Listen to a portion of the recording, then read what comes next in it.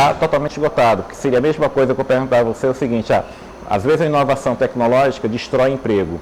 Então a inovação tecnológica é ruim porque destrói emprego? Não, porque muitas vezes a inovação tecnológica vai aumentar a capacidade de produção de empresa, de um setor, de um país. O país vai crescer mais e em outras áreas vão gerar um emprego necessário para empregar aquelas pessoas que saíram daquele determinado setor que teve inovação. Então, assim, o foco, o emprego é consequência de um país que cresce e que, eventualmente, você tem problemas de oferta de mão de obra. O Brasil estava caminhando para ser um país que teria falta de mão de obra. Sim. Então, assim, se o Brasil tivesse continuado a crescer, não é 4 nem 5, se o Brasil tivesse crescendo 3% ao ano, seria um país que teria falta de mão de obra. O importante é você qualificar as pessoas, investir muito em educação, investir em saúde, para essas pessoas poderem ser produtivas, porque é isso que leva a crescimento. Quando a gente olha para longo prazo, uma coisa que determina crescimento é produtividade. E crescimento de produtividade está ligado à capacidade de o trabalhador produzir mais, o que depende da educação, dele ser produtivo, ter condições de saúde, depende de você inovar, que também depende da qualidade da sua mão de obra e depende também do funcionamento das instituições.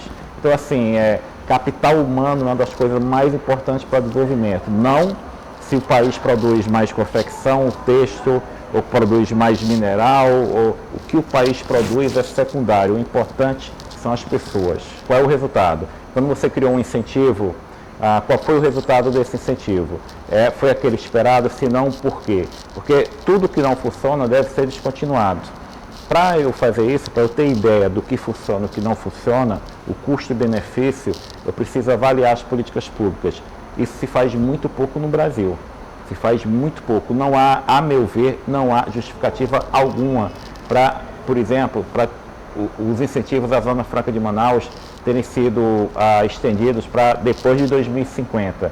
Quer dizer, a gente já investiu quase meio século naquela área, aquilo nunca vai ser um grande polo de produção industrial, mas se tenta, de alguma forma, tornar esses subsídios quase universais, perpétuos. 2, o Brasil tem um problema de carga tributária extremamente complexa. Ao invés de a gente resolver simplificar essa carga tributária, que vai favorecer todo mundo, o Brasil fica criando regimes especiais. A gente tem um regime especial para pequenas empresas que se chama Simples, que uma empresa tem que ter um faturamento de até R$3.600.000 para participar do Simples. Tem uma proposta no Congresso, que vai ser votada agora no plenário do Senado, que aumenta esse limite de faturamento para R$7.200.000, duplica. Se eu perguntar a você o seguinte, qual é o percentual de empresas hoje registradas no Simples que tem um faturamento até R$3.600.000? Vou lhe dar um dado, 98% das empresas faturam até R$1.800.000. Ou seja, o teto atual é mais do que suficiente.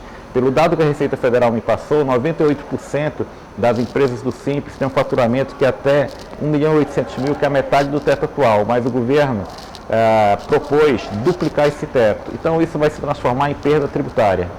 Então, assim, a gente faz muita política e não avalia o resultado.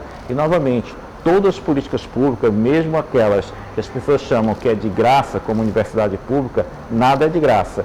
Tudo a gente paga via imposto. E, novamente, para o nosso nível de desenvolvimento, o Brasil já tem a carga tributária muito alta, entre 33% e 34% do PIB. Isso é média de país rico da OCDE, da Europa.